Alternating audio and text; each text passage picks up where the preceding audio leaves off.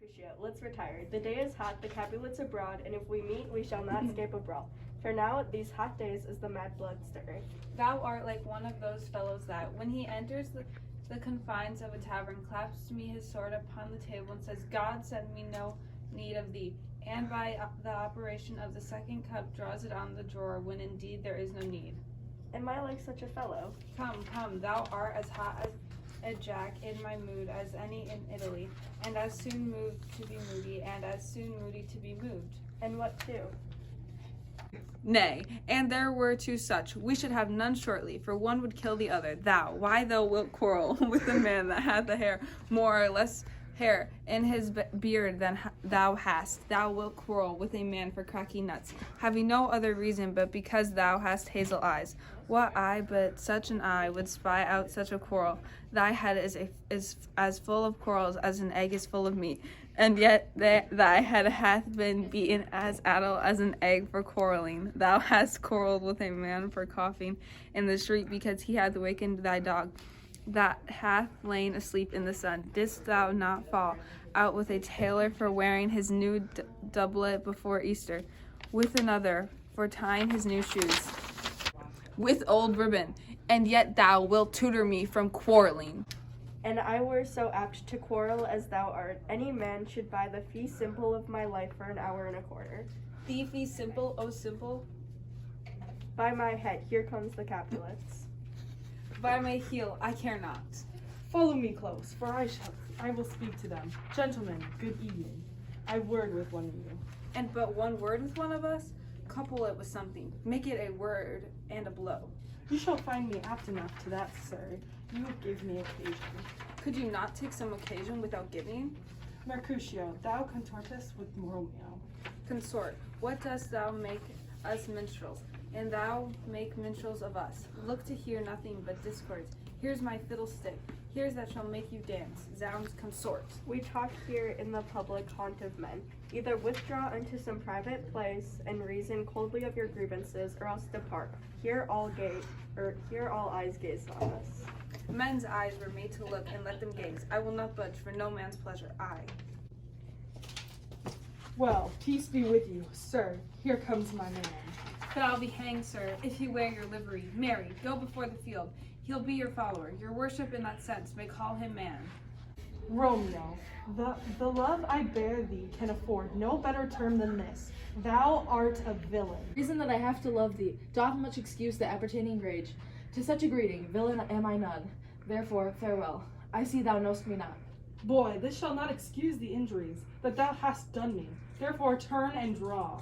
I do protest, I never injured thee, but love thee better than thou can devise. Till thou shalt know the reason of my love, and so, good Capulet, which name I tender as dearly as my own, be satisfied. Oh, calm, dishonorable, vile submission. Allah, staccata, carries it away. Tybalt, you rat catcher, will you walk? What wouldst thou have with me? Good king of cats, nothing but one of your 9 lives, that I mean to make bold withal, and, as you shall use me hereafter, dry beat the rest of the 8. Will you pluck your sword out of his pilcher by the ears? Make haste, let mine be about your ears, ere I be out. I am for you. Gentle Mercutio, put thy rapier up. Come, sir, your brisado.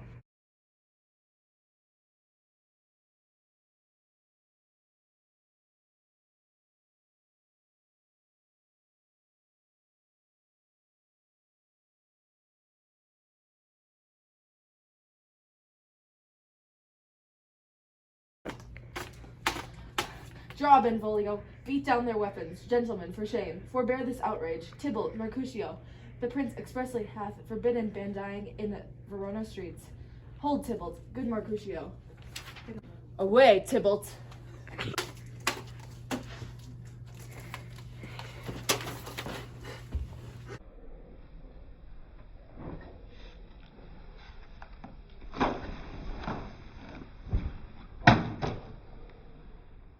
I am hurt, a plague of both your houses. I am sped. Is he gone, and hath nothing?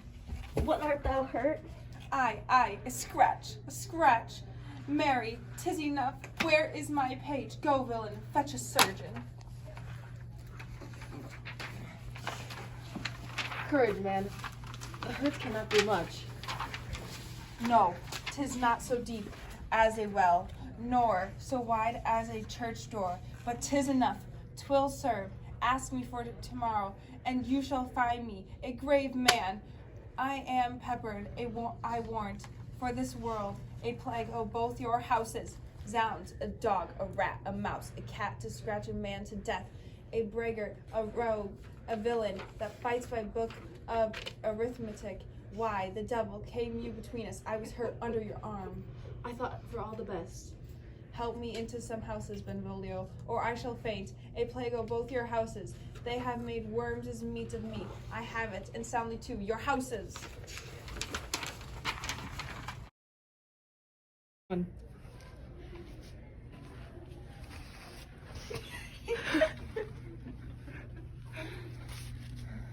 This gentleman, the prince's near ally, my very friend, hath got his mortal hurt in my behalf.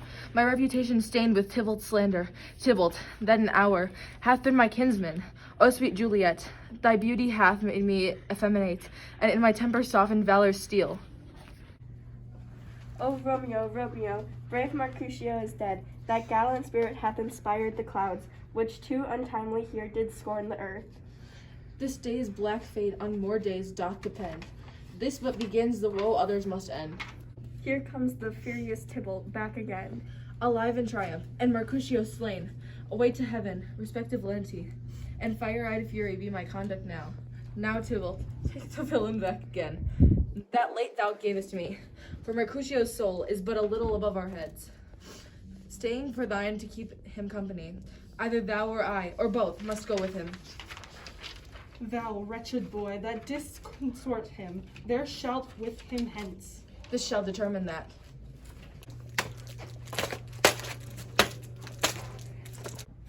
Go. Slay.